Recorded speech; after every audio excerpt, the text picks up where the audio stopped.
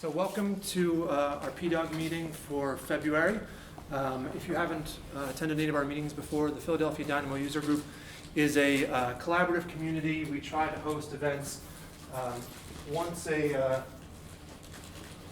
month roughly in various offices around the Philadelphia area.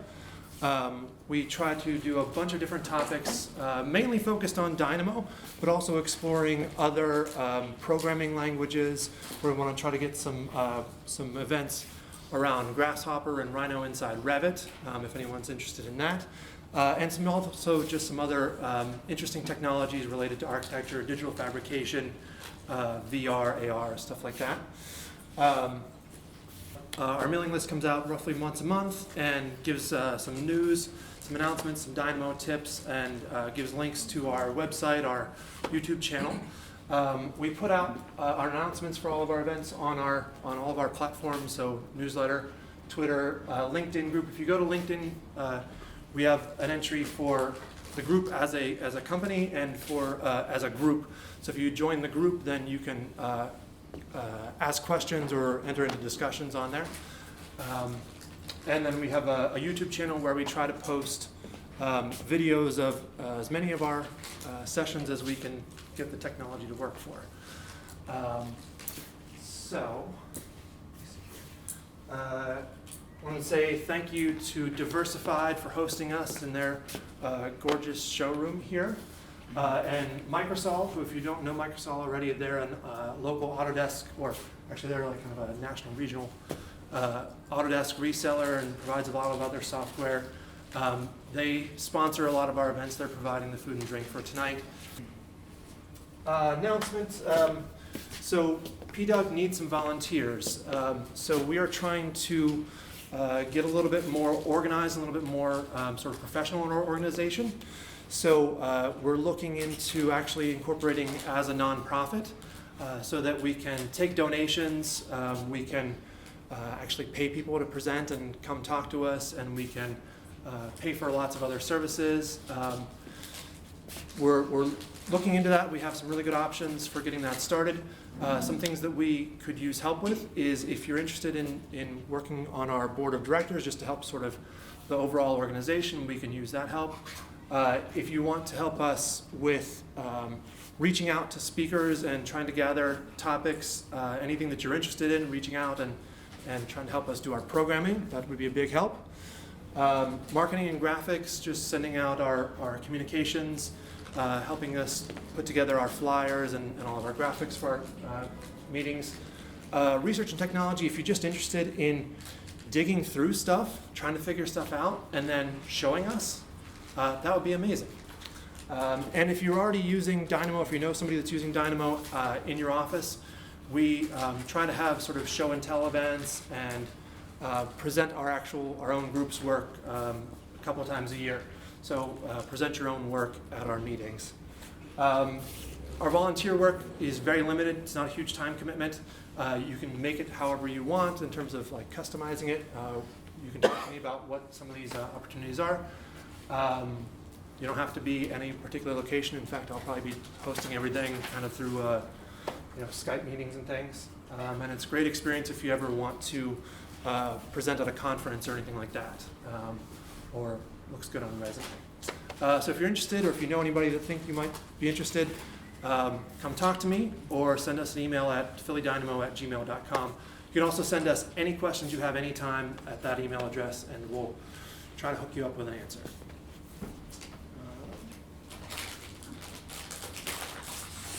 So our speaker tonight is one of our, until very recently, co-leaders of the Dynamo group, Uchenna Okere, who is the founder and CEO of RevitGods, which is a local Revit consulting firm, BIM consulting firm. I let him kind of give a little bit more introduction to RevitGods as he gets started. Awesome. All right, thanks everyone. Welcome to Uchenna. All right. Hey guys. Hello. Awesome. So, welcome to Dynamo 101. This is going to be really basic. First of all, I'll tell you a little bit about myself. So, I own a company called RevitGods. My background is traditionally in architecture. So years ago, I worked at numerous firms like Gensler, WRT, Black & Hayes Architects, which is not too far from here, which is where I worked last before creating RevitGods. So we're a BIM management and consulting firm for the architecture, engineering, construction industry. We're based in Philadelphia. We're basically a team that loves Revit. That's all we do. We don't sell Revit. We don't sell Autodesk products. We don't specialize in other BIM software. We just specialize in Revit. So, and why is that? Because that's the only program I know. So I'm just gonna stick to it. All right, so, but the goal is pretty simple. We wanna make Revit really easy to use and accessible for everybody. So the goal is pretty much to level the playing field, and regardless of what your background is, where you come from, we believe that we will be able to take Revit, make it very simple, streamline the process, create really simple templates, and allow anybody, no matter what their experience is, hop into a project and be productive. And that's what we do with a lot of our clients. So, so some of the things that we offer BIM project help. So using BIM 360, we staff people on projects remotely. We create Revit standards and training. So we do training for a lot of firms all over. And pretty soon we're gonna be coming out with a weekly, really cheap training sessions that'll run every single week, just so that people can keep getting constant information. And we develop a lot of content. So we create families, we create entire base building models. We have a team that actually goes out, scans buildings. They send us the point cloud. We convert it to a usable Revit model using your company's Revit template so that your team's good to go. And then recently, we've been doing a lot of BIM coordination. So BIM coordination for, raise your hand if you're not an architect. What industry, just out of curiosity? Mechanical engineer. Okay, great. How about you? Electrical engineer. All right, awesome. So we do a ton of BIM coordination, which means that we actually run the clash detection for construction projects. So we make sure that everyone's stuff fits in a building. So that's just a little bit of who we are and what we do.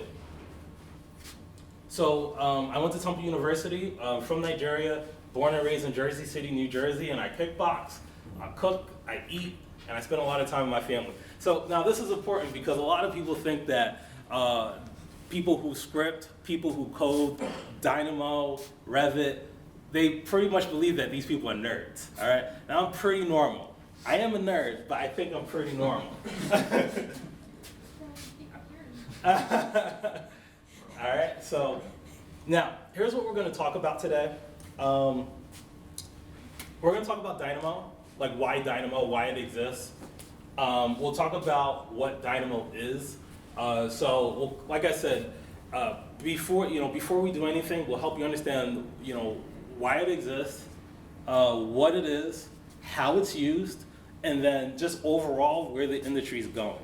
And so by the end of this, the goal is to help you guys have enough confidence that, after leaving this session, you can go back to your office or to anywhere, open Revit, then click on Dynamo and actually play around a little bit and maybe play around with some scripts and solve some problems, okay? So let's talk about why Dynamo. So in Revit, and if I can kind of give you guys a little bit of history of Revit. So Revit is a pretty powerful program, and when it was bought by Autodesk, Autodesk is a really amazing company because all they do is they acquire companies or they acquire software companies, whatever the state of that software is when they buy it, they leave it exactly as it is. They change nothing, okay? So that's pretty much the case with Revit. So when Revit got bought, the capabilities of Revit basically stayed the same. And the only aspects of Revit that they've changed are the aspects of Revit where I think the number is over 1,000 people complained about this. So when they receive complaints and when the number reaches over 1,000, then the developers for the next issue of Revit, they submit the changes and that's what they work on. So unless someone's complained about it, unfortunately, that's just is what it is. So Revit's pretty static as a software. It just doesn't you know, all the things that you wish it would do, it's just not going to change, right? So the reason why Dynamo exists is because Dynamo is a open, it's a visual scripting program that allows you to write code. And the point of it is it allows you to write scripts and code for all the other things that Revit cannot do, okay? So Dynamo is like, you know, that third dimension that after, you know, you reach your limits with Revit, you hop into Dynamo to do all the rest, okay? And that's the point of Dynamo. So why Dynamo? And I guess, you know, what do we do with Dynamo? So some of the common reasons for why people use Dynamo. The first thing is to automate repetitive tasks, okay? So if you're a company that, you know, does everyone at your office, does everyone here, I'm just assuming, use Revit at your office currently? Is there an office here that does not use Revit? I just want to make sure, because I'm like, all right, we're gonna have to go even more basic then. All right, so so the first thing is Dynamo will help you it'll help you automate a lot of repetitive tasks. So this is like one of the main reasons why it's used.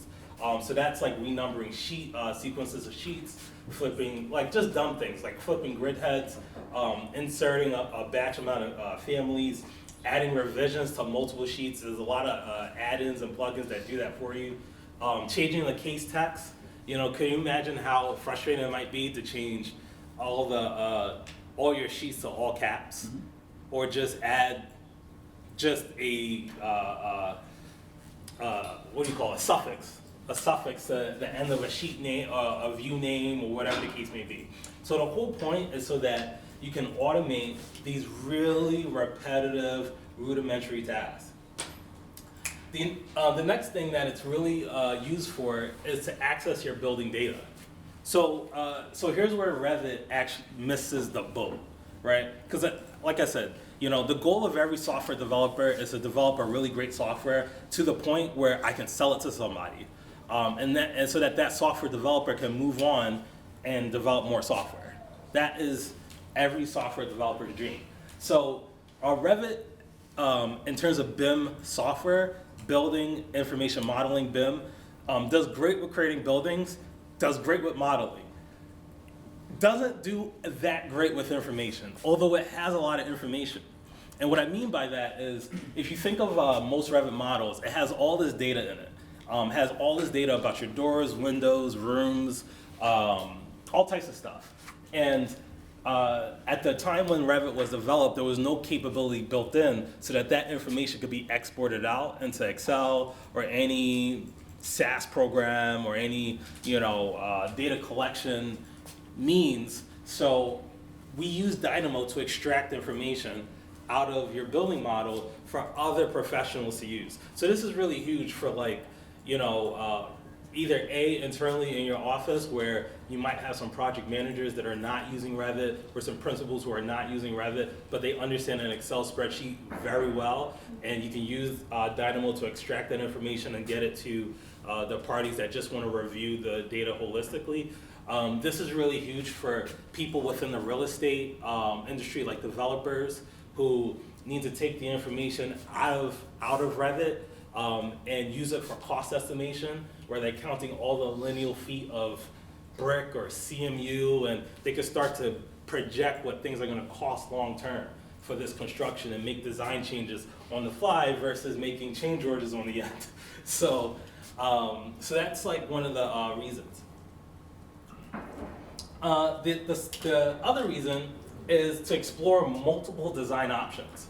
So, and this is like, part of Dynamo that everyone sees. It's like the flashy part where, you have this skyscraper and you can go through all these different iterations for it. Now, so this is like the flashy part. There's other really basic uses for it where, let's say you just have 4 walls and you want to test out different bathroom configurations, right? The idea with Dynamo is, what if you could write a piece of script that just tested out where the toilet, the shower, and the sink were gonna go, and then tested out all these different configurations, keeping in mind the clearances, right? So that's, this is some of the reasons. The last reason And it's my favorite reason to use it because, you know, we're a BIM management firm, is to streamline BIM management, right? So for overall BIM management, if you come from a firm that you guys are pumping out projects all the time, right? Or you work on really huge projects.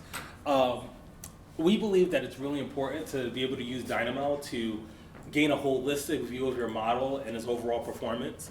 So this is just being able to look at the total model size, how much stuff is in your model, so how many groups are in your model, how many views that are not on sheets are in your model, so that you know what to delete and what to purge out.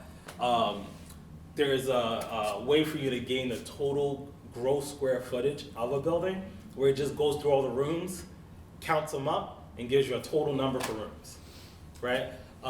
Or you can automatically archive models. You know, wouldn't it be great if you could hit a button and it detaches the model and saves it to a specified photo location without everyone having to hop out that model, right? Or just batch renaming elements like we talked about. Or writing in parameter information globally, all right? Which is, I like writing parameter information in globally for when, you know, if I'm an architect and I want to send my model out to a consultant, I probably, let's say, if I'm sending it to plumbing, maybe I want to write in a custom parameter into all my fixtures, all right? Just to say, you know, RevitGods sent this to you. So those are some of the reasons why Dynamo is used, all right? So what is Dynamo? So Dynamo, like I said, well, the first thing Dynamo is, it's a community, right? It's an open source, you know, it's a community-driven open source visual scripting program, all right? And I'm gonna go into the nitty-gritty of like how it works, how it used, and the whole nine. It was originally developed by a guy named Ian Q, who's actually originally from the PA area. He's local to this area. He now lives out in California developing other apps and other software based around architecture. And Dynamo was acquired by Autodesk back in 2011. So again, Autodesk bought Revit and then later on acquired Dynamo. And then outside of that, like I said, Dynamo has a massive community and support. So, and if you don't know this yet, and I'll kind of browse around here with my mouse. So Dynamo has a host of a big community online, and this is how we learn how to use Dynamo. This is where I learned how to use it. This is where we get problems fixed. One of the biggest things about Dynamo is that no one ever charges you for this information. Dynamo is vastly free to use. There's a term that says open source, and just to help you understand what the open source community means and what it is. Most software out there is open source. Like Facebook, the code for it is open source. Instagram, the code for that's open source. And what that means is that if you wanted to create your own Facebook, the information is available so that you can replicate the same exact website on your own, okay? And so the idea is that, you know, this is one of like those global ideas that, you kind of need it because these software like this is vastly complicated. No one individual is capable of figuring this out by themselves. So, you know, how these softwares get created, someone writes a piece of code, they post it on a forum, many people comment on that forum. So Dynamo has a, this one, where was it? So Dynamo has a pretty robust forum. So someone writes code, they post it on a forum. So like sites like GitHub and all the other sites, someone posts their comment onto a forum. Someone comments and says, well, I think you should do this, or maybe you should try this, and it's a collaborative effort. Everyone goes back and forth on solutions.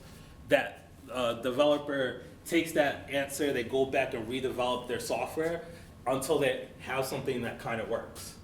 So it's this collaborative process. So what open source means is that it's just open for everybody because this is, you know, not made by necessarily one individual. It's kind of made by a community. And for further development, further innovation, it's open to everybody so that people can take maybe what you developed and adapt it for new technology, okay? And that's the whole thing. So, so most software out there is always gonna be free to use. The information is gonna be always out there. There's a lot of free scripts that you can download online. There's a lot of free YouTube. Any question that you have about Dynamo, or if you run into a snag, I mean, Dynamo, PDUG has been in, has existed in Philadelphia for at least, I think, 2-3 years. And so on the PDUG website, there's infinite content that you could download. There's infinite scripts that you could download. Actually, every city or every major city in the United States and some abroad all have a Dynamo user group. So Boston has a huge one, New York has a big one, LA has one, London has one, all these groups have one. Because again, it's part of this open source community of people trying to write in pieces of code, create solutions, and everyone collaborating on a weekday night to share their knowledge and information, and that's what this is about. Okay, so you have different things like, you know, the Dynamo forum. Forums are awesome because people get back pretty frequently. There's people constantly replying to different issues and things that are happening about Dynamo. There's the Dynamo Primer, so if you're really new to Dynamo, the Dynamo Primer is great just to kind of get a good idea of how to use Dynamo and just what some of the lingo is. If you decide to go to download a copy of Dynamo, there's a place called Dynamo Builds. So let me just back up real quick. So let's say if you went to dynamo.bim.org and you wanted to download Dynamo for your computer. Dynamo's made a lot of strides over the years, right? So for Revit 2020, it's automatically built in, right? So you won't necessarily be able to download one for Revit 2020 because now it's just part of it. But, and we'll talk about this in a bit, but Dynamo happens to have the build, each and every single build that's ever existed.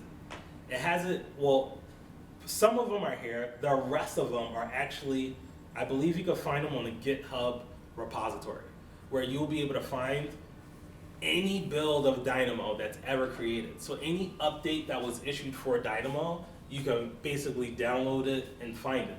Now this is really important because sometimes certain nodes, which we'll talk about later, only work with certain builds of Dynamo, okay? Sometimes the code gets out of date and you have to figure out, well, you know, I was writing code last week and for whatever reason I was sure it was working, and then I checked my build of Dynamo and I had to I think I had to go down maybe like to 1.6 and it worked like a charm, okay? So you have to, so the first thing is, you know, if you're starting for the first time, you can, you know, literally start with the latest build and not have too much issue. But if you download scripts from, you know, that maybe a script that you found online or a script that you inherited from someone else, it's really important to know what build of Dynamo that script was created in, so that it'll work. All right. So you have Revit Dynamo, which is the pretty much the standard. Then you have Dynamo Sandbox, which is actually pretty new. Dynamo Sandbox, actually before I talk about Dynamo Sandbox, all the way up towards the bottom, there's something called Dynamo Studio. Dynamo Studio is basically a standalone. Now, up until I think a year ago or 2 years ago, I can't remember when Dynamo Studio came out, you had to open Revit to get into Dynamo and start writing code or creating scripts. And you're probably wondering, well, why in the world would I need Dynamo outside of Revit? Well, again, Dynamo is just a visual scripting program. You can write code for anything. I know a guy that wrote, actually a couple PDUG sessions ago, there's a guy that wrote a code to laser print his wedding ring, his wedding band. Yeah, it's pretty sick. So you don't need Revit to do that. So you can actually use Dynamo just as a scripting program if you prefer that interface other than type in straight up Python, okay? So Dynamo Studio is a standalone of that where you can either which you have to pay for it separately. And then the sandbox is basically just a dumbed down version of that, where it's just literally a test environment for Dynamo, where you can test out different. It's just a pure test environment for Dynamo. It's not really used for any. Well, it's I don't know. Have you ever used Dynamo Sandbox? Yeah. So actually, I think the studio they're not updating to the most recent version. I don't think they've brought it up to version 2 yet. But the sandbox they do keep pretty current, so you can see version 2.4 is one of the more recent ones. I think the Dynamo and Revit is like maybe up to 2.6 or something. It doesn't have all the functionality in terms of all of the nodes that are for Revit or for Civil, Fusion, or some of the other Autodesk programs.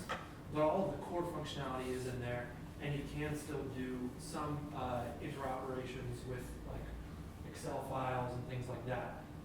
But it isn't the same full-blown package that Studio was.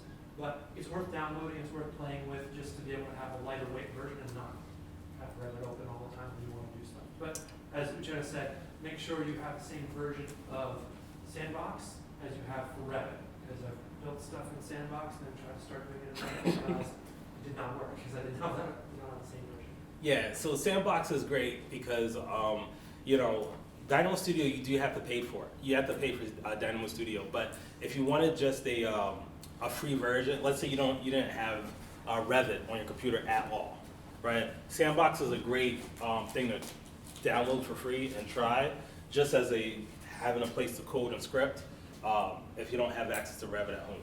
All right. Let's see.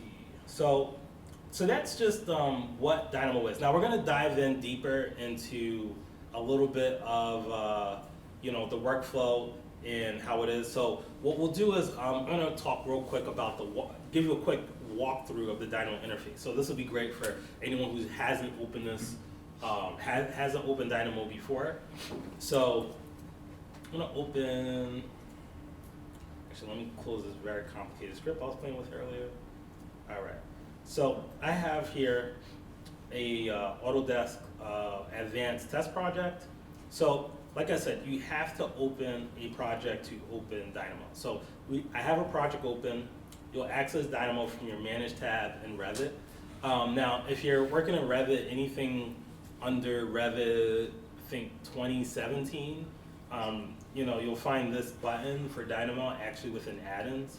But within, I think 18 and beyond, it's all built within the Manage tab. So you'll hit Dynamo. Actually, you have two things here. There's Dynamo and then Dynamo Player. We'll talk about this later.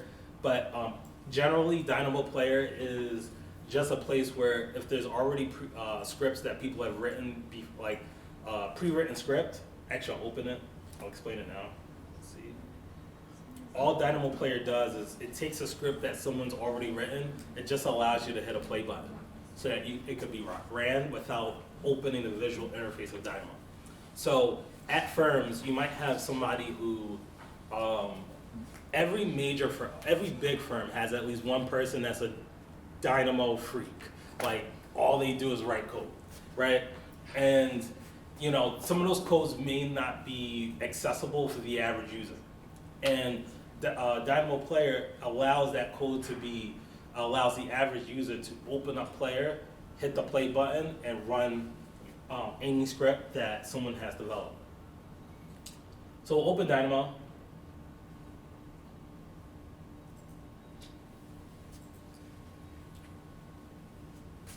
Come home. All right, here we go. All right, so we have Dynamo, and like I said, so a lot of those sites that I was just browsing around, before I open Dynamo and play around, the discussion forums, the Dynamo websites, references, primer, video tutorials, the Dynamo dictionary if you want to just reference what things mean, the GitHub repository, and a place to send issues. So each of these sites I was just playing on, you can access it from the right here on Dynamo. So what I'll do is I'll just start a new piece of code. If later on you get really, really fancy, maybe create your custom node, but we'll talk about that. I've never written a custom node before because I am not at that level. So anyway, now, so just to talk about the overall interface of Dynamo, right? So if I can talk about the interface, you have a open interface here where you can, for the most part, drop in what we call our nodes. So on the left, you have a library. So you have different geometry, let's say curves, do an arc.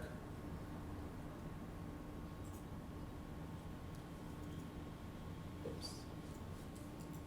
All right, so let's say, if I want to create different definitions, you have these things called nodes. I'll talk about it in a minute, but you have on the left, this is where you're gonna grab any nodes or anything that you need. Now, actually to explain these nodes, I want you to think about these nodes as lines of code, right? So each of these nodes that you see on the left within your library, think of them as lines of code, and as I drop in another node, actually, hold on one second. I'm gonna drop in something custom, so let's say,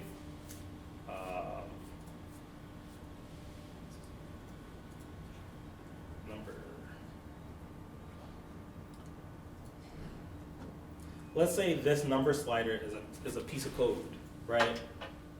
This is just a line of code that I'm creating, and let's say, for example, I want to take this piece of code and connect it to that piece of code. That's all Dynamo is. So each node, think about it as pieces of code that we're connecting one to the other. Now, I'll talk about what all the different nodes mean, but if you connect one piece of code to another and it turns yellow, that means that these two aren't speaking to each other for some reason, or they're just not, getting along. So maybe I need another piece of code in the middle to get this to work somehow. So you might need something like XY. So I'll write a really quick one. So we have our number slider, and what I'll do is I'll create a piece of code just to draw a regular line, right? So we have our library here on the left. Down here, this is really important. There's a button that says automatic versus manual. So what automatic means is that every node that I drop into my workspace or into my graph, it's automatically just gonna run any definition that I drop in there. Now, a lot of times you don't really want that. I tend to just switch that to manual every time. The reason why is because if I'm doing some form of like data extraction, I don't want to, if I have it set to manual, then that means that back here in Revit, things are gonna be changing constantly. And I don't really want that, especially while I'm still putting together a Dynamo script. So, I wanna keep things pretty basic, right? So I'm gonna set that to manual. Now, up here on the right, this is like sort of your navigation tools. So you have one that allows you to browse around the background space. So if I click over here, I'll be able to explore the background space so I can kind of see, what I'm putting together. And then if I want to switch back to my graph, I click that button, right? So that's just for basic navigation. Now, let's say up top, I'll talk about it in a bit, but you have different packages. So just think of each section of the library as a package, and each package has a bundle of code. So if you go to a library, just think of a library like a public library, and you go through the library stacks, and every library has like the photography section, world history section, all these different sections. And when you go to let's say the photography section, there's all different books of all different types, all different stacks. And that's what each one of these, we call these packages are. Are there any packages that you would recommend, like just starting out, I guess for the architecture and engineering community? Like I've heard a lot about Clockwork. I saw you had Clockwork installed. I haven't really messed with Dynamo too much myself, but I just, in terms of getting started, these are like tools, right? I mean, these are pre-made nodes that people have made, and you just download packages of them. Yeah. So it's a really good question. So, so again, it always depends on what discipline you come from. But if you're architecture and engineering, my go-tos are Clockwork for sure. I tend to use a lot of nodes that come from Clockwork.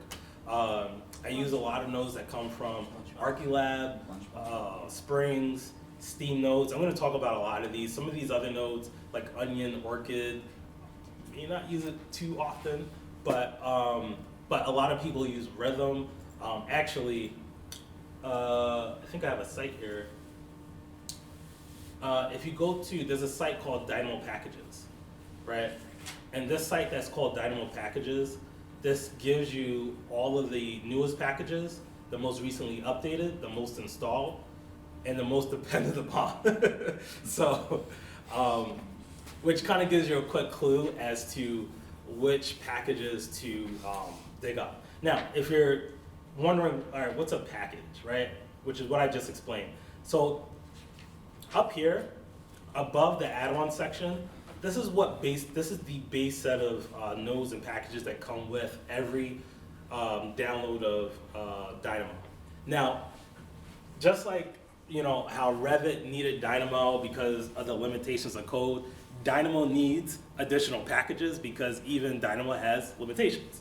So what Dynamo allows is pretty much, again, an open source community that allows anybody to develop packages. And within those packages, there are all different types of nodes within those packages, right? Just to give you additional lines of code, additional capabilities to access and download those packages is right up here. You hit search for a package. This is going to sometimes takes me a while for this to finally sync with the server. But once this is done syncing, you'll see you'll be able to search for packages and then download them right from here.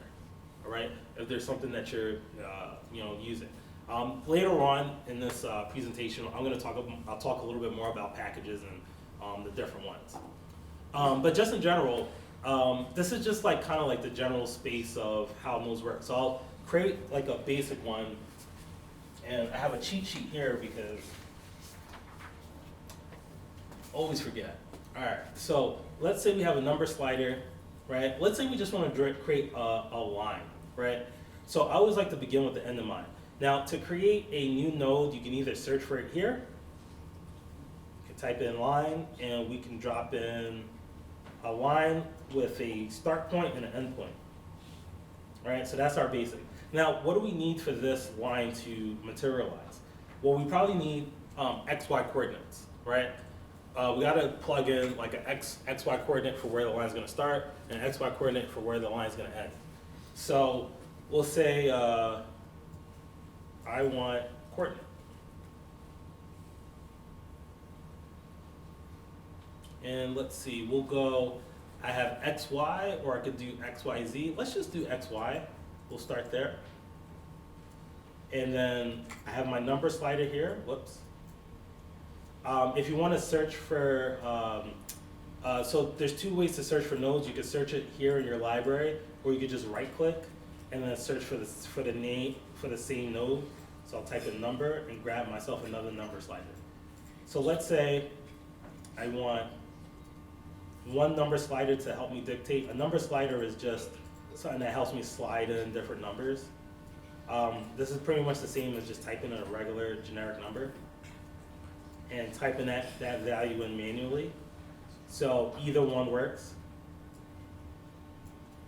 So let's say I have 5 here, and we'll go 4.7. So we have my X and my Y, and that will dictate my start point and maybe my end point. Do I have a Y? Oh no. So I have my start point and end point. Will it run? All right. Dynamo doesn't like that because the start point and end point are basically the same, but you do see a dot, right? That materialized back here. So we have something. And if I were to go to my Revit file, you'll actually see a dot within my Revit file, right? Because it's live creating information within my file. So we'll go back, and it needs actually another set of XY coordinates. So I'll copy, I'll paste. So Control V, Control C, and then boom.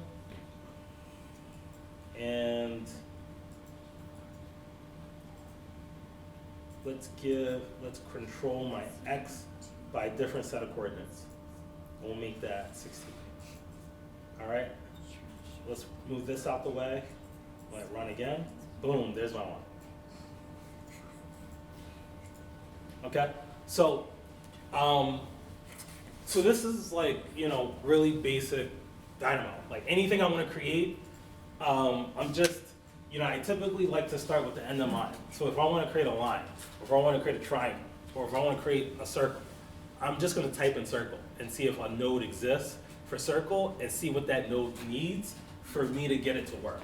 And the more you do it, the more intuitive it'll become to start to create different scripts. Okay? So let me get back to my presentation. All right, so that's just a quick walkthrough of the actual Dynamo interface. And I'm going to go through a couple scripts as well, just as a bigger deep dive. But like I said, you have different nodes. So this is the script that I just put together with the number slider and creating a line. So you have, within that node, you have an output, which within that output, I'm going to connect it to an input. In between, we have different wires. And like I said, you're going to think of each node as or each script. Scripts are basically created by connecting pieces of code together. All right. So, and then one thing I forgot to show you guys.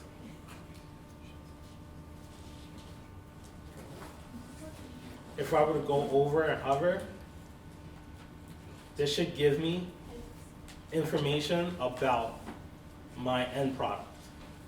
Okay? So, and I'm going to show you, and I'm going to expand on this a little bit more. So I just want to give you guys like just a basic overview of what this looks like. Is this basic enough? All right, awesome. So now, like I said, there's 4 types of nodes.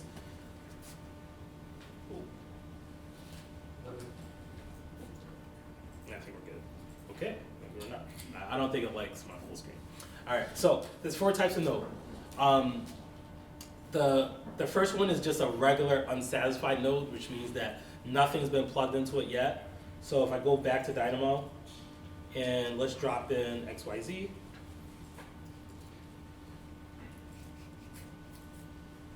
Or let's say, well, this one's actually satisfied because the values here will automatically be 0. But let's drop in, I don't know. Yeah, here we go. This is a good example. So something that looks like this is an unsatisfied node. And it just means that it doesn't have the information yet for what it needs to make it work. So you have an unsatisfied node, a satisfied node, which means that it has all the information that it needs to make it work. You have a warning, which sometimes when you download a script from online, you'll see a bunch of warnings, and that's either because there's the information that's plugging into that node does not line up, or a lot of times you'll get that node because it's just the information just doesn't line up. It's not getting the type of information it wants. Either the wrong node is plugged into it, or the values aren't connected to it. And then the last one is an error. And you get this one most times when a node's package is not installed on your computer. So if you download a script from online and you see a bunch of red, that means that you're just missing a few packages that you need to download. And in a bit, I'm going to show you how to discover what packages you need to download for a piece of script, okay? So what are some common packages, right? So I just showed you guys. So there's Arculab, there's Clockwork, there's Lunchbox. Each one of these packages, they kind of represent a different set of tools, right? So I'll show you real quick. One of my favorite is actually one called Monocle. So I'm gonna close this out because I can always create this one again. Let's open, which one's really complicated?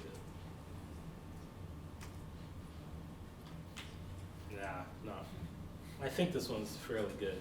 But this one has a custom package. This one here has a custom package in it.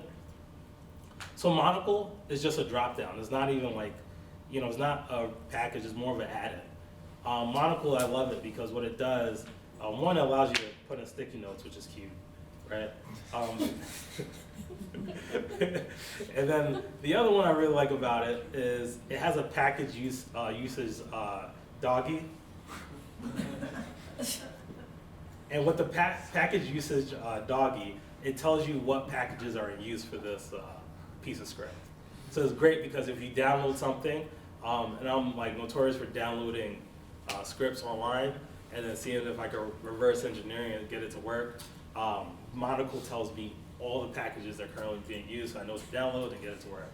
All right.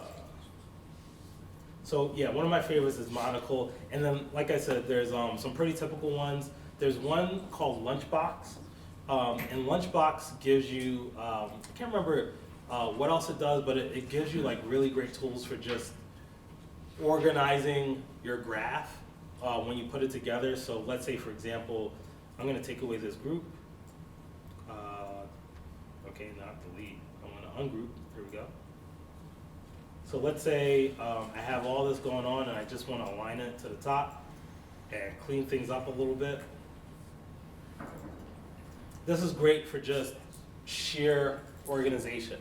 The more information that gets embedded into these scripts, the crazier it gets, the harder it is for someone to understand exactly what's going on, right?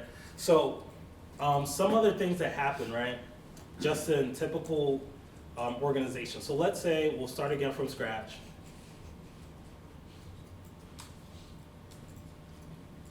All right, now there's something else about Dynamo, and I don't understand what it is, right? You cannot open two scripts at the same time, okay? I don't know why. I don't know if anyone else has figured out how to do that, but it's just not possible, right? So I know it's deceptive because you have this tab here that seems as if you can open up a second script right next to it, but it is a lie. You can only open up one at a time, okay? So if you try to open up another script while you already have one open, it's just not gonna work. So let's say, for example, you're gonna start writing something, right? Or you're like starting to develop a script, and let's say you're in your office starting to create something, right? Here's what I recommend. And by the time you're done, so let's pull up something really complicated. I'm gonna open up, let's choose this one. This one's really complicated. Open. Okay, so this one has a bunch going on, but it's actually a quite simple script. And this is a script that we use internally at RevitGods to build Revit templates. And anytime a firm asks us to build Revit templates, we typically, one of the first things that we do with templates is we build out wall assemblies within that template, which means that we like all the walls to be named, have a certain naming convention. We like to build in all of the fire ratings into the walls. If the walls need like any other like STCs, like sound, anything within that wall, we take all the walls, we extract them to an Excel spreadsheet, okay, so that we can look at the data in Excel. We send it to our clients, we allow them to play with the data and change the values for what they want the walls to be. We make suggestions for what the name should be. They give the spreadsheet back to us, and then we run a second script to push all that data into the project. Okay? So it's a really simple one. Now, let's say you wrote all this code, right? So I kind of like played with this so that it's more complicated than it was. But let's say you decided to write a piece of code and you want this to be easy for other people to use. Now there's some things that you're gonna do, and this is just in general navigation of the tool. I figured I'd use this to help explain things. The first thing I will do is create a note. In Dynamo, if you go to the Edit tab and hit the Note button, create note, you can also hit Control W. Within that note, the first thing I would do is write the name of the script. So this is gonna write walls to Excel. Okay. and that's the name. All right, now, we're gonna expand on the script, and we're gonna write in Dynamo build. So I wanna write in basic things into the script to help somebody else use this. So to figure out what my build in Dynamo, I'm gonna go to the help. And within help, I'll hit about.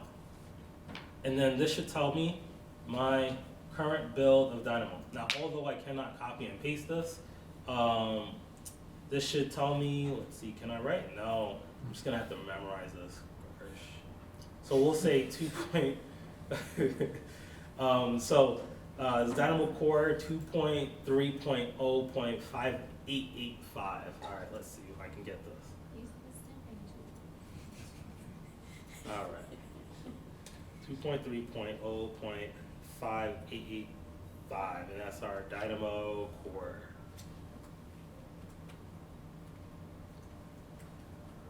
Okay, so this is going to make it so that the next person that downloads this or downloads the script or opens it, it makes it so that they know exactly what build of Dynamo this was created in. Okay, now the next set of notes I'm going to create is packages. All right, what packages are involved here? So accept. I don't think I use packages in this one, believe it or not. But let's check anyway. So we'll go to Monocle, so open up my doggy. Nope, no packages. All right. So in packages, I'll just say none. Just in case, you know? So we'll just say no packages involved. And then, right, just like every Revit file, communication is really important. We'll say creator. Put my name here.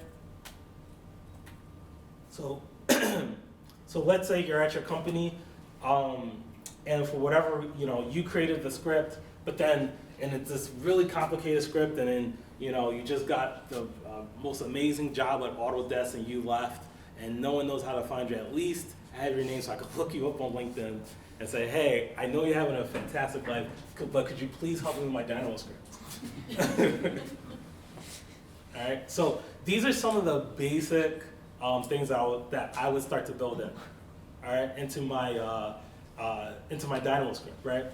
Now, as I build this in, I think one thing I forgot to add into my presentation, there is a color scheme that you put together to start to organize your script. And what that color scheme is, I'm trying to think if I can remember where it is. So I'd love to show you guys. Let's see. Let's just research practical uses for Dynamo. There's a guy who does a really great presentation. Here it is. And if I go into his slides, let's open this up. So within his slides, he has, so I figured I'd pull this up versus I forgot to put it in my presentation, but this is great. So the next thing I'm going to show you is just, how to organize the script and how to just group things so it all makes sense. What makes Dynamo really difficult and very intimidating is that, as humans, especially people who code suck at communication, right? Their job is sometimes to just code, but there's like really basic things that we actually need as humans to understand what you're thinking in your mind, right? So one of the first things that if you start to get into coding and scripting, start to naturally organize the information that you're putting in, right? So what these things are, these highlightations, these are called groups. And in Dynamo, you have the opportunity to take sets of nodes, group them together, assign them a color, give those groups titles, so that it's all very neatly organized. So, so this structure, blue just lets you know what the user selections are, which all that means is that the user selections are just the just the nodes that the user coming in, those are the nodes that someone's actually going to edit, right? So sometimes in a massive script, there's only a couple lines that someone realistically needs to play with, and that's it. You don't really have to change everything. And then everything else, this one like that says write data, this is the node that tells you where the data might be getting written to. So you start to create a system for how the information gets organized. So for example, he does a great great slide of this where he just shows, he has this big graph, but you start to see how it's all organized. And for the user selection, you know that in this whole script you're opening up, the only two things you need to touch is this section and that section, and that's it. Everything else can just stay pretty much where it is. You don't have to touch anything else, okay? And I'm gonna show you some examples of it. We're gonna write some custom scripts. I'm gonna walk you guys through some custom scripts, some pretty practical stuff that you can leave today, go to your office and start writing immediately, okay? And I'm gonna credit, can't remember his name, Ron Allen, all right? Ron, you got your credit. All right, so commonly used Dynamo scripts. So I'm gonna write a few scripts, and using that same thought process, I won't write in my notes, even though I am a really big stickler for communication and writing notes and communicating. We're just gonna churn through a couple scripts and show you guys how to write this stuff out. We'll go through this for about 15 minutes, and then when we're done, I'll kind of open it up for any questions.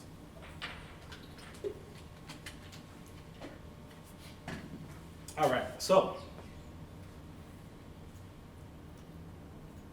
let's open Dynamo. So I'll actually walk you guys first through this really complicated script, but it's actually one of my favorite ones to write.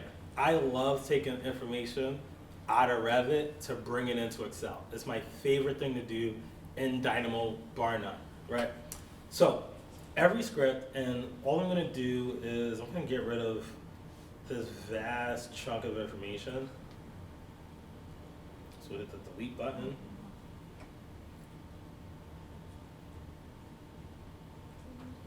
Okay, maybe it might have been better to start from scratch.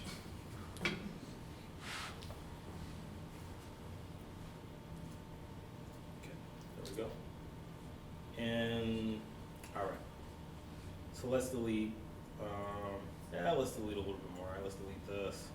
I want this to make sense to you guys. All right.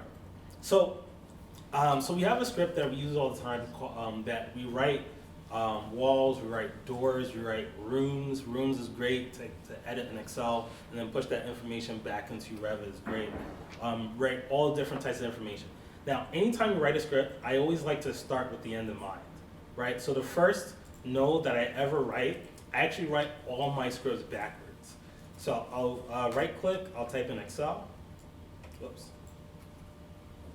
And you have two nodes here. One of them is import Excel, which looks like this, which this is the one I'm gonna use if I wanna bring Excel information into my Revit model, or the other one, which is export Excel, which is, I'm gonna use this one to take information out of my Revit model to put it into Excel, all right? Now, there's a lot of really cool and really good tips that these nodes give you so that you can start to write in the information, right? So the first one, so real quick, so all we know, so this is my end in mind, this is what I want. I want to take data and push it into Excel. So I'm gonna look at, all right, what does this node, what does this need to actually run, right? So I'll just literally go down the line. The first one, it needs a file path. Let's just type in file path, all right? So I have a very third grade thought process. File path, great. Whoops, what happened? All right, file path. All right, what's going on? You have a pop-up window that's on your. Oh, there it is. All right, so I have file path. So boom, I got my file path because I know that's what it needs. Now we have a sheet name. Now just for all names or nomenclature, there's two ways to write custom names in Dynamo, which you already wouldn't know. The first way to do it is to create a code block. So if you double click, you'll create automatically a code block which you can create anything. So the sheet name, we'll call this, let's say sheet 1. Or better yet, sheet RevitGods. All right, now all code, no matter what it is, and this is just how all code is written. When you want to name something, you're always going to put parentheses, and then you're going to end that statement with a semicolon. All code, in all code that you write, the semicolon is the same thing as a period for a sentence. So if you want to end that sentence, you always put a semicolon at the end. So you can either write in a code block, so Dynamo knows that that sentence is done, and I can connect that sheet name. I can either do it by code block, or I could do it by writing in a string. Whoops. Which is generally the same thing. The only difference is that I don't need to do parentheses, and I won't need to add the semicolon. I could just write sheet RG. And it'll already know that I'm talking about a name here. So either one of these are good. So sometimes if you open up, a Dynamo script and you either see code block or a string, they're literally the same thing. Now, some people, for code blocks, people use code blocks to write in their, sometimes people use it to either write in Python code, or they use it to write in their own custom code. So that's logistically what a code block is used for, to write in their own pieces of code. So it's a great way of cheating. So if I wanted, I could, write in a code block for the sheet name, code block for the start row, data. I could literally just write in code if I wanted to. But if Revit just needs, if Dynamo just needs like a name, all I need is a string. All right. Now we have start row and start column. So let me just open Excel and show you guys what it's looking for. So all computer programming. So you see how this says like A through W and then 1 through 29, right? So computers don't think that way at all. Actually, all computers think in zeros, and all computer number sequences always start with 0. Okay? So A is actually 0, and 1 is also 0. Okay? So just a tip. So if you want your the data to start at A1, what Dynamo's gonna want is, we'll type in a number,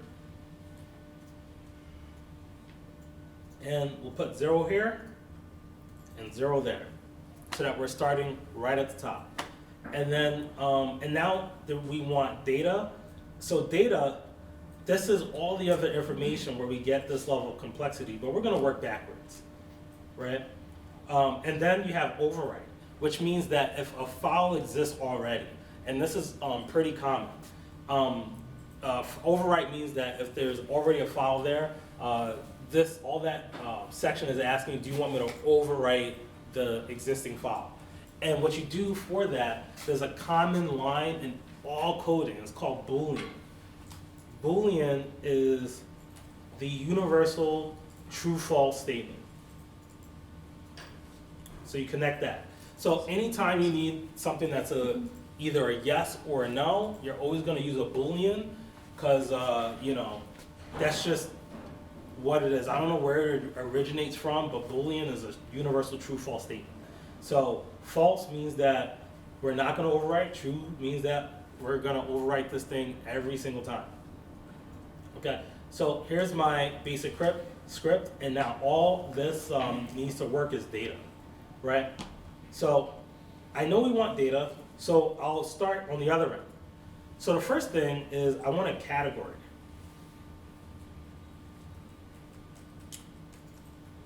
So in Dynamo, what you're going to start with a lot of times for most scripts is a category, right? So categories allow you to select a pretty expansive list of just about anything. So this is pulling out all of the family categories that exist all across your Revit model. So it could be call out heads, conduit, it doesn't matter what it is. In this example, we're gonna look for walls. All right, so all Revit knows is that what we're talking about is walls. Now, the next thing we need is we actually, now that Dynamo knows we want walls, we have to grab all walls or all elements of that category. So we'll go all elements of category. So the subject is walls, and we want Dynamo to grab all the walls that currently exist in that model, okay? So, and I'll show you real quick. I'm gonna disconnect my data here, because I'm gonna hit run at some point. I think we're good. All right, so I'm gonna put in a node here that says watch. There's a node that's called watch, it's pretty universal. And what watch does, it just allows me to see the data that's coming in out of Revit into Dynamo. And the watch node is just a node that we use to display data, okay? So if I hit this run button, this should return to me a list of all the walls that currently live in the project. So let's hit run, boom. And here's all the walls. Now you'll notice it didn't give me like wall names. It just gave me wall, right? So I think it still needs more information, like, you know, because again, you have to literally feed it every single line. Like, all right, I know you want walls, I got all the walls for you. And the reason why you know it's gotten all the walls is because these green numbers are called the element ID, okay? So if I go back to Revit, every, just computer programming in general, again, the more you can think about how do these computers think, the easier this gets. So every element in Revit, how Revit identifies a wall as a wall or a roof as a roof or a call out as a call out, where it starts with, if I select that roof and go to manage, I think it's, every element in Revit has something called an element ID, okay? And that's basically an identification number. So an element in Revit gets generated. The first thing that the computer program generates is an ID number. That ID number then gets associated a category saying, okay, associate that number with all roofs, right? So that's basically where it starts. So so it knows a roof, and then the next thing it's gonna need is what's the name of that roof, which is another level, right? So now we have to get the name of it. So just know that everything in Revit, what ties back and forth from Revit to Dynamo are basically element IDs. So we'll go into Dynamo. So here's our walls, which again starts from 0, right? All lists start from 0. And then we have our element ID. So the next piece of code we need is I think the type names. I'm gonna cheat a little bit. All right, so we have wall type name, there it is. So normally I'll just type in type name.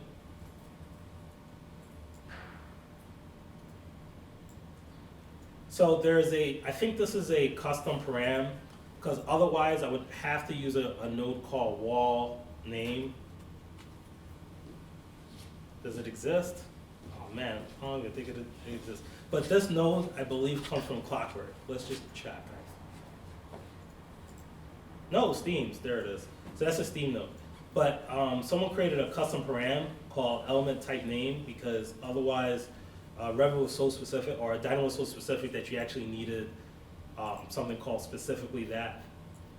And I need something a little bit more universal. So I'm gonna connect my watch node to this. I'm gonna copy my watch node out. Boom. And let's run this again, and let's see if it gives me the names of all my walls. Let's run.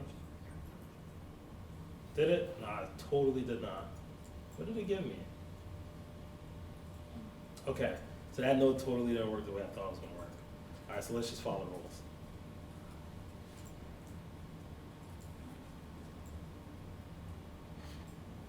All right, so I'm gonna use my node here.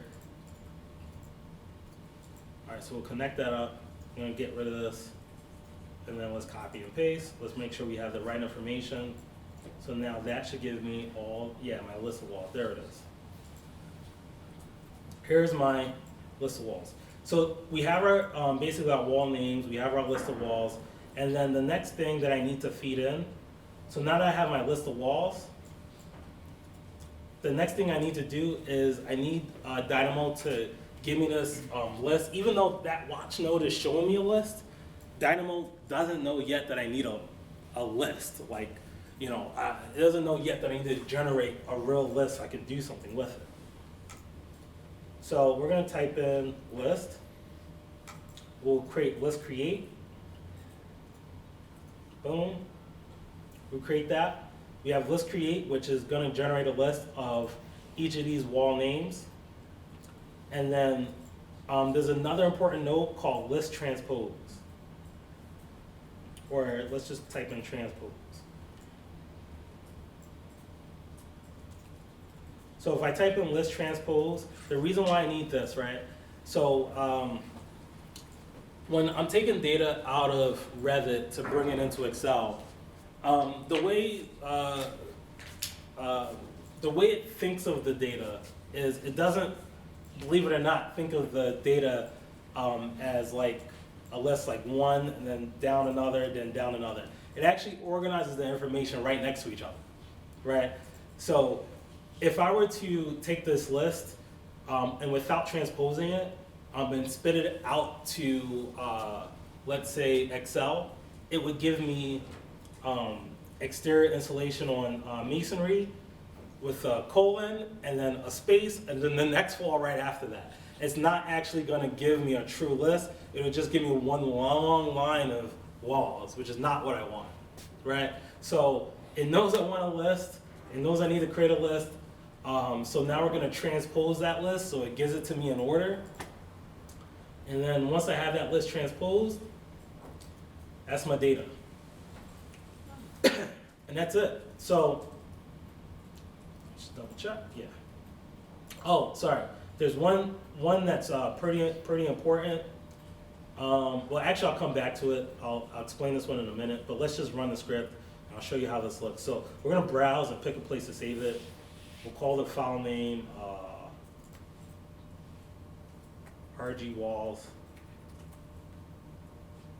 Quick tip, anytime you code, try to avoid spaces at all costs, okay? Any scripting language, they hate spaces. So hit open. All right, so this is where it's gonna save it. We'll hit run.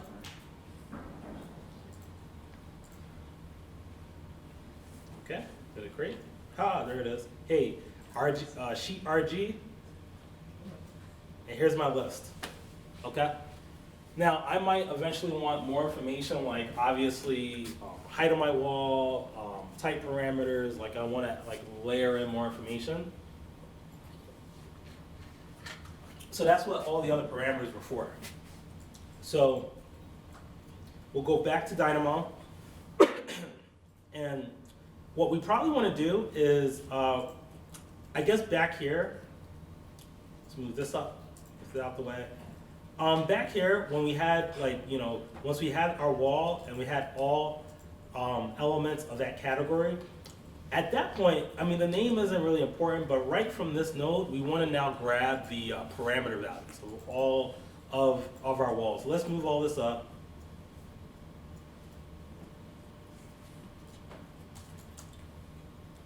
Because now I'm going to get even deeper. So now I want to get parameters. So because I want to display parameter values now. So let's say get parameter. Okay, so we'll say I want the parameter value, get parameter values by name. I think it's this one. Okay, so we have our element. Our element is going to be our wall. And then it needs the name of that parameter that it wants. So if you remember, we'll type in a string. And let's just do, let's say the mark value of all the walls.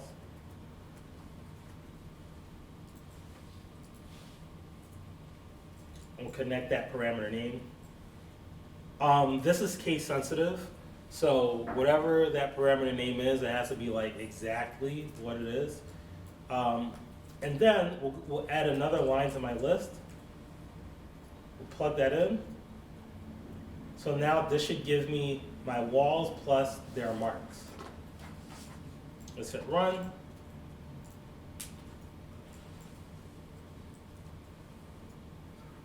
Okay, do these walls even have marks? Let's check.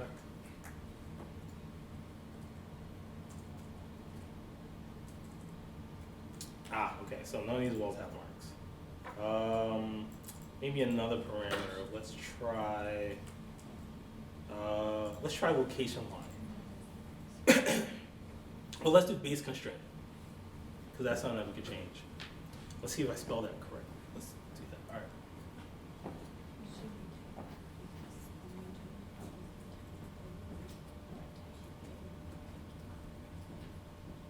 Okay, I think that's right. Boom. Go ahead, run again. There it is. All right, so it's giving me my list of walls. It's giving me my base constraint. So this is just like basic scripting and coding, right? So, I'll show you one more thing, and then I'll show you a couple other really cool, really commonly used scripts. Now, this script is pretty simple to run. You can basically add more information. Now, it works great with like instance-based parameters. Yeah. So it's only pulling from model elements, right? Not like loaded components or elements into the Revit file? Yes, that's correct. Yeah. Actually, yes. I think there's other nodes. Yeah, there's other nodes that, yeah. So there's other nodes that can select all of your loaded families or all of your loaded wall types. I think this particular one is only selecting your model wall. Yeah. Yeah, I believe this is only selecting the model. I can't remember what the node is that'll like just legit grab everything. It's somewhere in the script if I dig around, but yeah. All wall types in the model. Yeah, it's something. Yeah, so if you just right click, type in something that's close, sometimes you'll get a node that might work, and you try it out. So what I've done here, this works great for, let's say, instance-based parameters, but let's say I want to change type-based parameters. You need a whole separate set of code that will allow you to pull instance-based. So this is gonna, so you'll probably need something called element type or element.type. I'll share this script with you guys. This is pretty commonly used, but this one's called element.type. This actually will pull the all the type parameters out of the family, and then this will create a list of all the parameters. It'll clean this up for you. So now you select which parameter you actually want, or you put in the parameter name that you want. You're feeding in the elements, and then you plug that into your list. So you can start to add as many elements as you want infinitely, or as many parameters as you want that you want to change or export out. Now, let's say, for example, you wanted to export this in a way that had headers on your script, or headers within Excel. There's a, let's see. So what you'll need is something called drop items.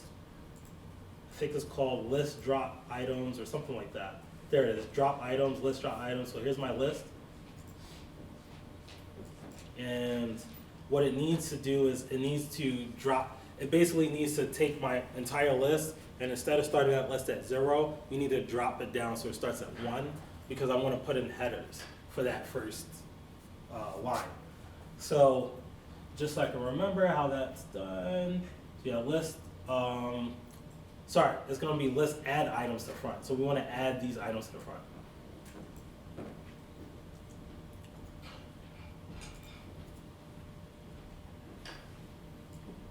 Drop items actually, drop items is the reverse. So when I'm bringing information from Excel to Revit, we actually use drop items to drop the header lines, so not, because that data is useless. You drop that headers, it moves everything back up to the front, and then now we're good to go. So here's my items, and then we'll type in a string.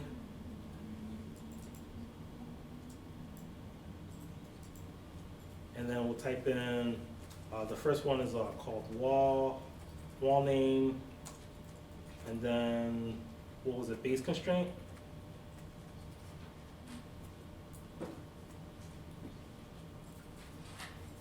I think those were our two, if I'm not mistaken. Did I write that correctly? Always okay to cheat? Nope, I totally didn't. Actually, I think it might work. Let's see if it works.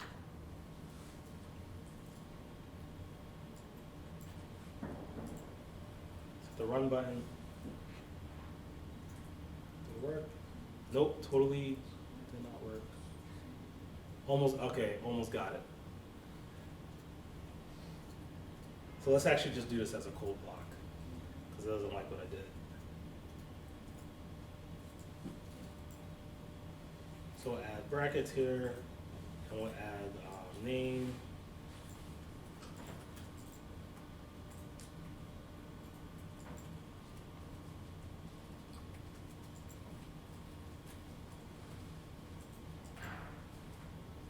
And in my bracket. Okay, it doesn't like that at all. Hold on. What am I missing? What am I missing? It's okay to cheat. Oh, commas, not brackets. Commas, not semicolons. That's what I'm missing.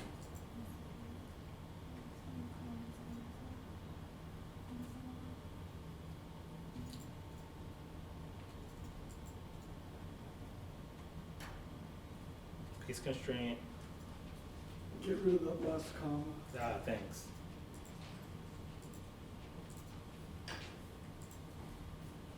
Okay, so that should work.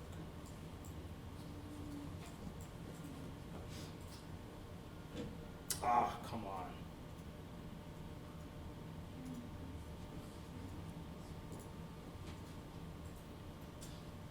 Okay, this happens to me every time. All right, so I'm not sure what's going on, but I do want to show you guys some other scripts. I'm pretty sure. Okay, I figured it out. I figured it out. Add it reversed. There we go. Boom. That should work.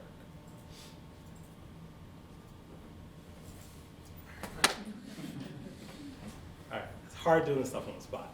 All right, so that's our basic script. Now I'll show you a couple more, and we'll go through this. I wanted to leave some time for questions, so I'll show you guys a couple other scripts. We got about 15 minutes left Okay, great. in our allotment. All right, so this is my basic script that I love using this all the time. I use it for doors, rooms, walls. We use it for everything. All right. Now, some other scripts. So I'm going to close this out. Actually, I'll save it because I'll share this rough script with you. And let's hit the open button. So I have a couple other ones. Let's open rename views. This one's pretty simple. Okay. So again, another, so I just want to kind of talk through this, right? So I have a couple scripts that I'm going to show you, and these are pretty common. And this one and another one I'm going to show you, they're highly useful in any office setting. I can't tell you when a project gets to the point of construction documents and people have created thousands of views within the model, and they all have various names like section 1, section 85, you know? And they're always fun to dig through. Or people have chosen really odd names for their families, or people have chosen really odd names for their line styles, and all that information just needs to be organized, right? So we use this one just to rename views within the model. And the way you do it, so this second set of code that we, scripts that we write, they all kind of end the same. They all end the same. And you're pretty much just setting the parameter value by name, right?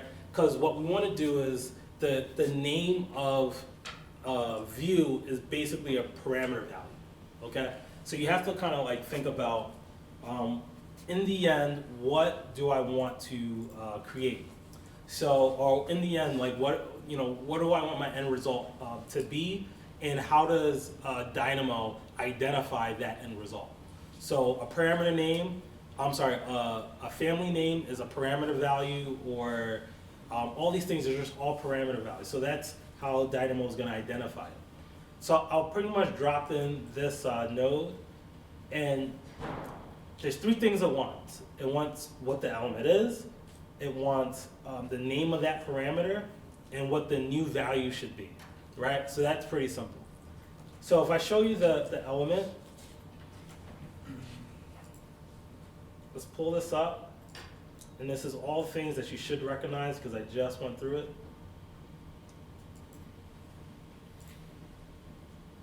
All right, so the first thing, for the element, we're gonna pull out view type. So view type, or there's various ways to pull out from Dynamo what that element is gonna be. In the first one, we just double clicked and typed in elements, but in this, we wanna pull out all the different types of views within Revit because we wanna just rename them, okay? So we wanna pull out floor plans, and then same thing. Dynamo knows that we are talking about floor plans, but we haven't told Dynamo what to do with it yet. So the next thing we need to do is tell Dynamo, grab all the floor plans in the model. So if I break this real quick, and let's add in a watch node.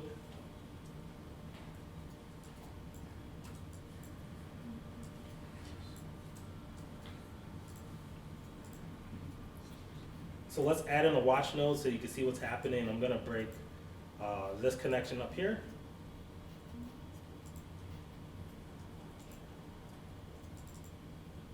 So now I'm looking at, again, it's not giving me the name. Actually, it is it? Yeah. So it's giving me some of the names. It's giving me, again, it starts my list from 0 to 5. So it's giving me just the general names of all the views in my file, which I don't know if this is all of them. It seems like a really small list. Well, actually, no, it is. This is all the floor plans I have. So I think I'm good here. All right, so here's all the floor plans that I have in my model, and I want to plug all, these are my elements. Now I want to get the parameter value, by name. So now that we know we're controlling our floor plans, and Dynamo's been able to grab it, we want to be able to get that parameter value first so that we know what to change. So the parameter values of the floor plans are pretty much the elements that we're gonna go change. So we use another node that says get parameter value by name. We'll take this, we'll feed in a code block, or again, you could use a string. It'll pretty much be the same thing called view name.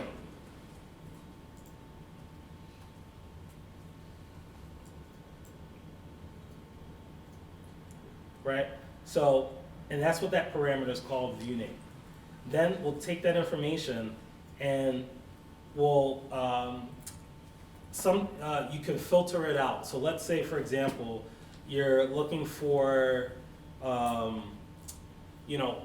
out of all my floor plans, I only want the floor plans that maybe say life safety, or maybe the ones that only say egress. I want to give them all new names, or I want to just revise the nomenclature of it. So let's see, what's the common string that we have that we can tie all these guys together?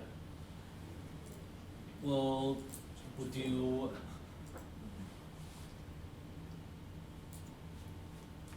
Don't know if these guys have a common string. We could just say level. Yep, which is there. So we'll say anything that contains the name level is gonna pull that out for me in a list. So I'll show you how that, so if you wanna test to see how things are working, we'll pull out into a watch node. And what this mask does, it's gonna mask that list. And mask, all it means is that, mask is another word for filter. Okay, so I'm showing you guys these scripts just to teach you a little bit of lingo, teach you some of the common nodes that you'll see all the time. The lingo that you'll see all the time. And the more familiar you get with the sort of lingo that you're looking for, the easier it gets to navigate the world of Dynamo. So I'll hit the run button again. And it's taken my list of 5 floor plan views, and it's giving me true, false, false, false, false, true, which means that 0 and 5 are the only ones that has level in the name. Okay? So now we'll mask that, or we'll mask it. So Boolean mask is saying, hey, give me that list, let's mask it out, so that now that list only contains these 2 views within it. So now, all we need is something called string replace, because now we want to replace, let's say level with, let's say, we're going to look for level, and we'll change that with level RG.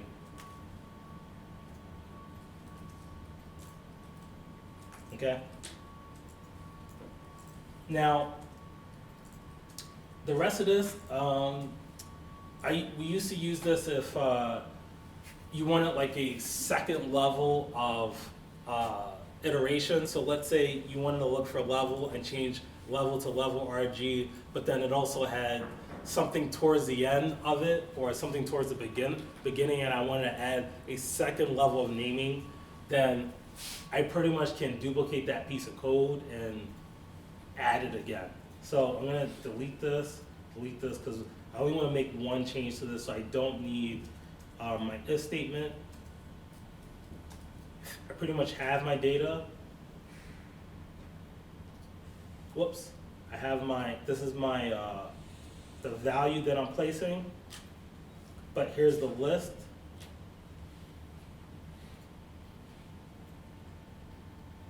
The elements that I wanna change, here's these 2 elements that I want to change because I filtered my list. So I think I'm good. And then we'll run, this should work. So now Revit's gonna ask me, hey, do you want to change the corresponding level? You guys recognize that? No, I just want to change the name because I want to look cool. And I think they should have changed. So we'll go back to my project. And boom, level RG, right? So you can use that for just about anything, right? I'll open one more script. We got 8 more minutes. Let's go to open. Let's save. I'll give you this, and then we'll open. And let's go to change parameters. So same thing, right? So this one we use. I think about a week ago, we just sold off like a pack of families. Like sometimes we'll create families and just, sell off a pack of them. And what we wanted to do internally was just write in our website into the URL so that you knew who the families came from, right? How often do you download something? You have no idea who created it. So we just wanted to create something simple. So this is a little bit easier, where now you can take, let's say, again, we're gonna end with element.setParameter name by value. Let's just change this to, let's say we want to change the mark, let's say the type mark value of, no, that wouldn't make sense. Let's do comment. Let's say we want to add a comment to all my doors. Let's do type comments.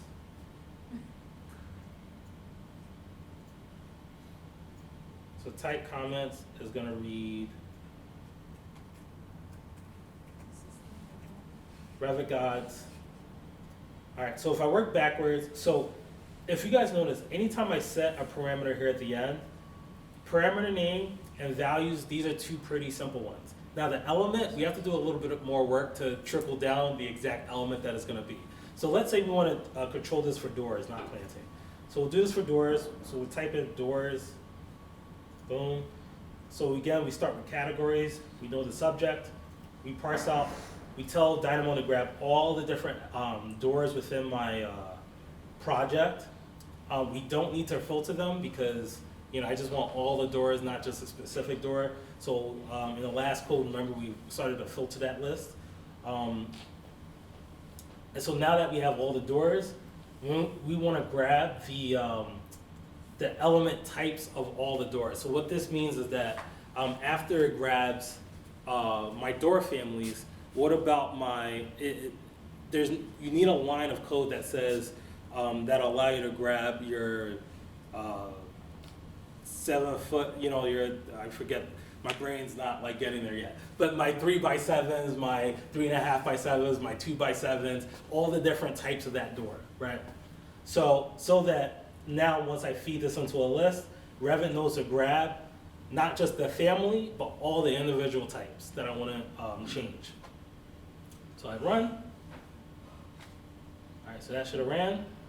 That watch node is saying here's all the list of doors that it should have changed. I'll go to my project, let's run a door. And the moment of truth, come on. All right, here we go. Boom, RevitGods. All right, so yeah, so that's my quick Dynamo 101. Now, I want to just show you some common Dynamo scripts. Now, I just read this really, really good article on, I think it was Autodesk University, and it talks about how the future of BIM is not BIM. It's actually everything that I just showed you, right?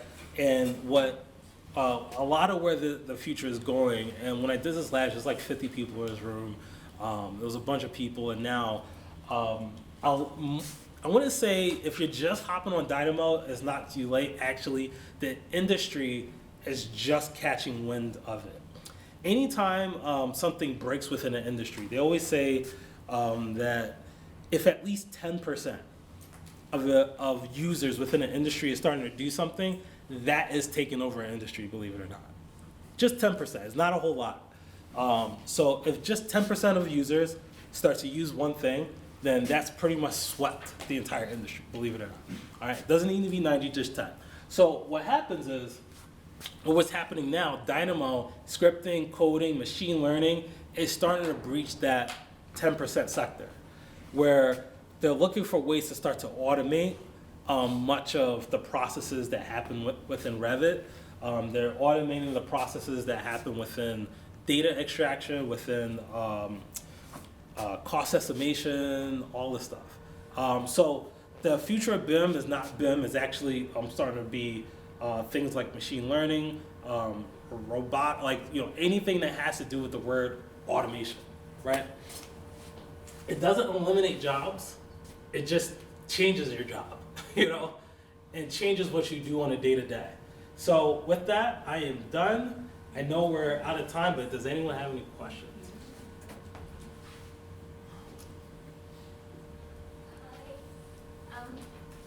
So what if I have a list in Excel and then I generate a list from Revit? Is there a way to compare data between those two things? You said you generate a list in Excel? So, let's say it's like, it's like there are 10 items in the Excel spreadsheet that I have, and I need to know if all those items are in Revit. Is there a way to cross-check that?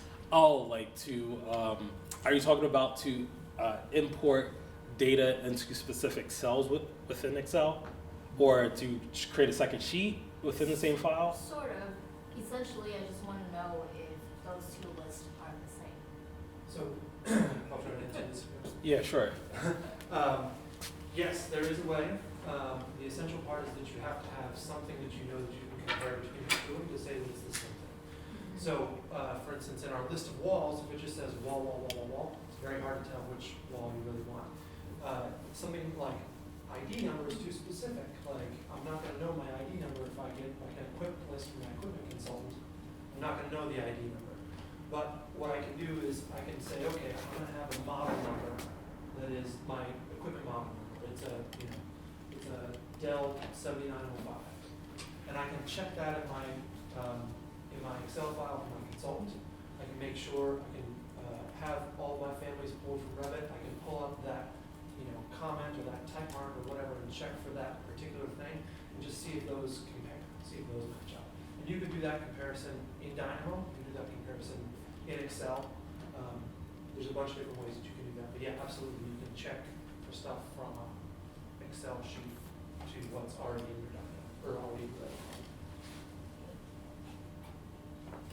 In your earlier example, when you drew the line connected by 2 points, did that, when you ran that script, that line appear in the model?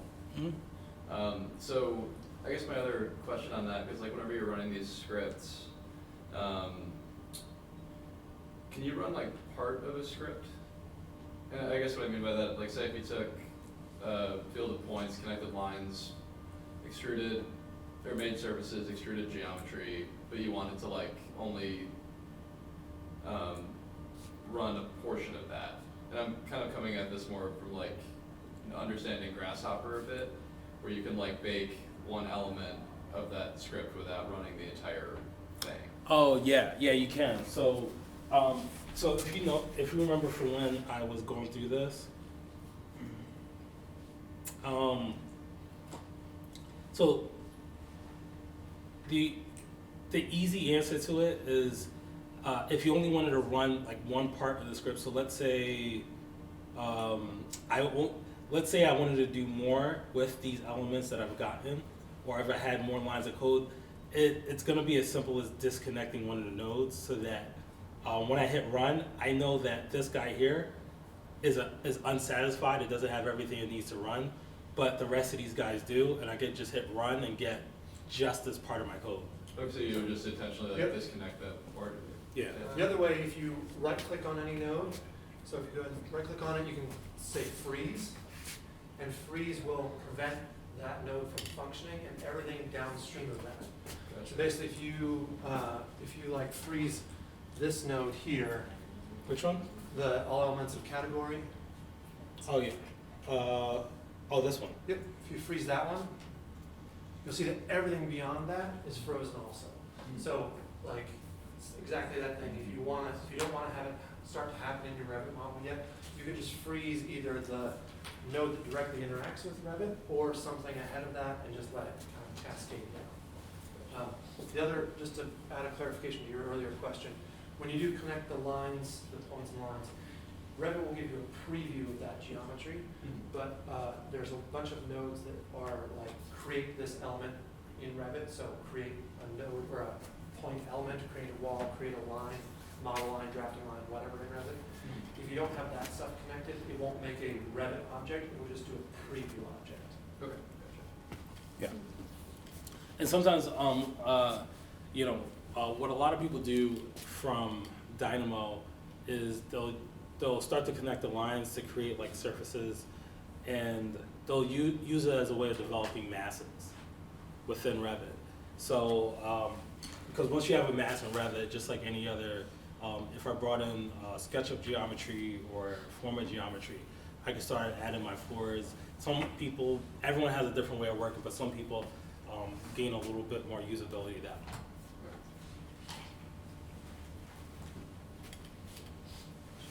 I have a very basic question.